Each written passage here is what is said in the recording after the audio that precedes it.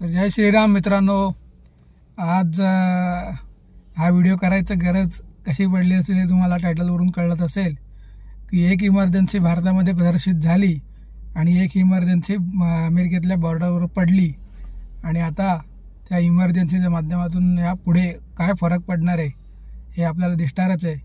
तर बघूया त्याबद्दल आपल्याला काय सापडतं आजच्या व्हिडिओमध्ये। माझं नाव सुयश गाडगीळ, तुम्ही बघताय चित्रपट पेढी। तर आपले प्रिय मित्र म्हणजे भारताचे मित्र डोनाल्ड तात्या ट्रम्प हे आता त्यांचं ऑफिशियल ते आता जागेवर बसलेले आहेत आणि अध्यक्षपद त्यांनी स्वीकारलेलं आहे, शपथ घेतलेली आहे। शपथ घेताच साधारण 50 ते 80 निर्णयांवर त्यांनी स्वाक्षऱ्या केलेल्या आहेत। म्हणजे आता ते पुढे संसदेत जातील, त्यांच्या हाऊस ऑफ रिप्रेझेंटेटिव्ह काँग्रेस ते सगळीकडे जातील आणि सगळीकडे जातात तर त्यांचंच बहुमत आहे, त्यामुळे तसं काही प्रश्नच येणार नाही आहे। पण शपथ घेतल्या जर का माणूस 80 साधारण टोटल सगळ्या निर्णयांवर जर का हस्ताक्षर करत असेल तर बघा की किती त्या अमेरिकेमध्ये कुजबूज होती, आतमध्ये किती एक वेगळ्या प्रकारची अशांतता लोकांच्या मनामध्ये होती। म्हणजे आता यापुढे अमेरिकेमध्ये तर फक्त 2च लिंग असणार आहेत, एक म्हणजे महिला आणि दुसरा म्हणजे पुरुष। दुसरे लिंग मर्मभेद कसले भेद, कोणीतरी 72 काहीतरी भेद सांगितले होते, लिंगभेद। अरे म्हणजे कुठे चाललंय तुम्ही, कुठे हा देश नेऊन ठेवणार आहात, कुठेही माणूस प्रजाती नेऊन ठेवणार आहात, कसला काय आहे का? आणि आता वोक कल्चर हे पूर्णपणे सगळीकडे संपुष्टात येण्यासाठी पूर्ण जगामध्येच राईट विंग विचारसरणीचा उदय होत चाललेला आहे। हे जर का आपण आपल्या साधारण अवतीभोवती चाललेल्या गोष्टींवर जर का आपण लक्ष ठेवलं की एवढा महाकुंभ आपल्या इथे भरलेला आहे, पण या महाकुंभामध्ये अशी एकही गोष्ट नाही की चेंगराचेंगरी झाली आणि अव्यवस्था नावाची गोष्ट या महाकुंभात दिसतच नाही आपल्याला। पण ही का घडतंय तर एक चांगलं ॲडमिनिस्ट्रेशन सगळीकडे काम करायला लागले।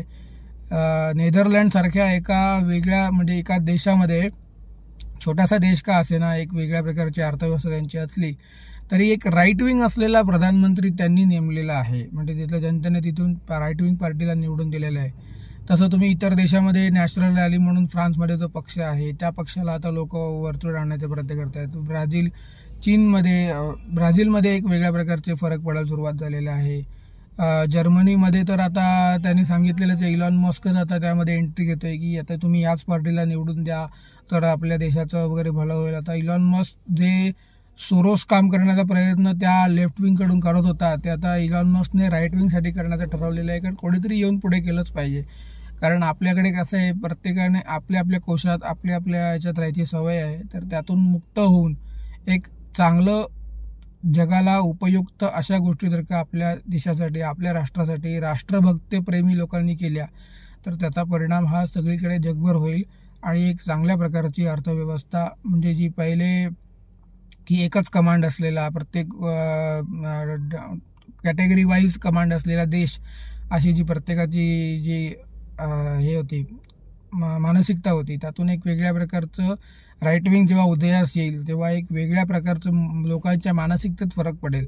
आतापर्यंत कसं होतं की हे जे लेफ्टिस्ट आणि सगळे बसायचे ते एकतर भीक मागत बसायचे, एकच धंदा करायचे आणि ते भीक मागून ते पुढे जाऊन त्याचं काही करायचं काही नाही, स्वतःच्या पत्रात तुंबल्या भरायचे, हे जे काही त्या गोष्टी करायचे त्यातून आता मुक्तता होण्यासाठी सगळी जनता म्हणजे देश, इतर देशसुद्धा पुढे येत आहेत आणि ते एक वेगळ्या प्रकारचं काम करण्याचा प्रयत्न करत आहेत।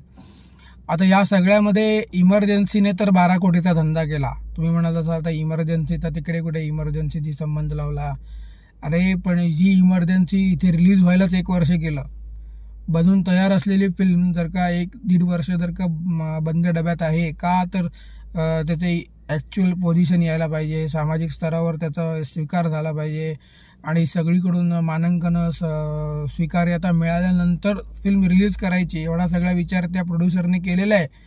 आणि हे करून सुद्धा जर का रिलीजच्या दिवशी जर का तुम्हाला म्हणजे सर्टिफिकेट मिळून सुद्धा सेन्सॉर सांगतंय की तुम्ही रिलीज करू शकत नाही, म्हटल्यावर किती मोठा सेटबॅक त्या प्रोड्युसरला बसलेला आहे। आणि त्यातून देखील जेवढा लॉस झाला असेल तेवढा लॉसच आता नुसता भरून निघालेला आहे। पण तुम्हाला जर का खरंच इमर्जन्सीला सपोर्ट करायचा असेल, कंगना राणावत यांच्या, मी प्रमोशन करत नाही आहे पण गोष्ट चांगली आहे, काही पात्र चांगली आहेत, सिनेमॅटिक लिबर्टी चांगली घेऊन देखील काम चांगलं केलेलं आहे, म्हणून ती फिल्म बघण्यासाठी तुम्हाला शक्य असेल तुम्ही जाऊ शकता. तर हे प्रमोशन नाही, एक राईट विंगच्या म्हणजे सगळ्या आपल्या एकत्र आता ती म्हणजे खासदारच आहे म्हणा, पण खासदाराच्या सपोर्टसाठी तरी कोणीतरी उभं राहिलं पाहिजे. जर का इथे एक महिला येऊन आणि म्हणजे असं आहे की गांधी फॅमिली स्वतः त्यांच्या कोणाच्या कांपूमध्ये हिंमत झाली नाही की गांधी फॅमिलीतल्या कोणाच्या व्यक्तीबद्दल एवढी चांगली फिल्म बनवता येईल. पण एका नॉन काँग्रेसी आणि नॉन लेफ्टिस्ट विचाराच्या बाईने येऊन या ठिकाणी एक चांगल्या प्रकारचं फिल्म म्हणजे स्वतः डिरेक्ट करून, लिहून, रिसर्च करून हे सगळं बनवलेलं आहे आणि एवढा खर्च केलेला आहे. तर त्या खर्चासाठी आणि त्या सगळ्या कामासाठी नक्कीच ती फिल्म बघायला पाहिजे अशी त्यातून वाटतं. म्हणून 12 कोटीचा जरी धंदा आता झालेला असला तरी तो निदान 50-60 कोटी 100 कोटीपर्यंत जर का भारताच्या जनतेनेच नेला वर्ल्ड वाईड, इतर देशात असलेल्या लोकांनी देखील, तर त्या फिल्मचं काहीतरी चांगलं होऊ शकतं आणि एक वेगळं म्हणजे नॅशनल अवॉर्ड वगैरे सगळं मिळेलच, त्यात काही वाद नाही. पण ते मिळून देखील जनतेचं ॲप्रिसिएशन जे असतं ते प्रत्येक कलाकाराला आणि प्रत्येक क्रिएटरला खूप महत्त्वाचं असतं. जसं तुम्ही माझ्या या नवीन क्रिएशनला आणि या सगळ्या पहिले चित्रपटपिढी वेगळ्या प्रकारचं काम करायची, आता चित्रपटपिढी वेगळ्या प्रकारचं काम करते आणि त्या करत असलेल्या कामाला देखील तुम्ही तो चांगला प्रतिसाद दिलाय. त्यासाठी सतत व्हिडिओ करत राहणं, सतत तुमच्यासोबत बोलत राहणं हे खूप महत्त्वाचं झालेलं आहे. पण काही 2-4 दिवसामध्ये हे घडलेलं नाही, पण आता ह्या व्हिडिओच्या माध्यमातून आपण गप्पा गोष्टी करतोय. तर त्या गप्पा गोष्टी करताना त्या चांगल्या वाटतायत का, त्याबद्दल तुम्हाला काय वाटतंय हे तुम्ही कमेंटमध्ये सांगत जा. की कोणी ट्रोलिंगच्या कमेंट करतं, कोणी वेगळ्या प्रकारच्या कमेंट करतं, पण जो आपला रोजचा प्रेक्षक आहे त्यांनी तर त्या गोष्टीबद्दल सुधारणा करता येतील अशा जर का कमेंट केल्या तर या कंटेंट क्रिएशनमध्ये आपल्याला सुधारणा करता येतील. आणि आता बघूया, तात्या आत्ता कुठे जागेवर बसलेले आहेत, आता ते हळूहळू अजून चांगले निर्णय घेत. त्यांनी तर धमकीच दिली होती हमासला की तुम्ही जर का हे थांबवलं नाहीत मी येईपर्यंत तर तुमचं आशा मीच गुंडाळीन असं म्हटल्यानंतर हमासने आणि इस्रायलमध्ये जो काय तह झालाय आणि युद्धविराम जाऊन आता इकडचे लोक तिकडे जात आहेत आणि असं हे सुरू झालेलं आहे, प्रत्यार्पणाच्या कामं सुरू झालेली आहेत. ह्यांच्याकडे लोक जास्ती आहेत पण तिकडे लोक कमी आहेत, कारण मुळात इस्रायलची लोकसंख्याच कमी, त्यामुळे जे काय आहेत त्यांना माणसाची किंमत आहे आणि ते लोक सोडतायत. हे बघून आज खूप चांगलं वाटतंय. एक वेगळ्या याच्यावर वाटेवर जग चालू लागलंय. पेट्रोलच्या किमतीमध्ये तुम्हाला माहितीच असेल की पेट्रोलचं जसं ट्रम्प त्या गाडीवर बसले तसं तिकडे पेट्रोलच्या किमती हळूहळू उतरायला लागल्या. आणि आता जर का भारतामध्ये या जर का किमती उतरल्या, पण उतरणार नाहीतच, कारण आपलं गव्हर्नमेंट माहिती आहे की काही गोष्टी की ते पण कमी होत आहेत, पण ते त्यांच्या पुढच्या वाटचालीसाठी थोडेसे पैसे लोकांकडून जमूनच ठेवतात आणि मग त्यातून वेगवेगळ्या प्रकारचे योजना सगळ्यांसमोर उपलब्ध करतात. तसं या महाकुंभामध्ये देखील आहे की एवढा मोठा टॅक्स आणि एवढा मोठा रेव्हेन्यू या कुंभामधून जनरेट होणार आहे. तो जनरेट झालेला टॅक्स आणि रेव्हेन्यू घेऊन सेंट्रल गव्हर्नमेंट एक चांगल्या योजना आपल्यासमोर आणण्याचा प्रयत्न करणारच आहे, हे आत्तापर्यंत आपल्याला वाटतंय. आणि मग त्यातून ते पुढे कसं घडणार आहे हे सगळं आता गव्हर्नमेंटच सांगेल.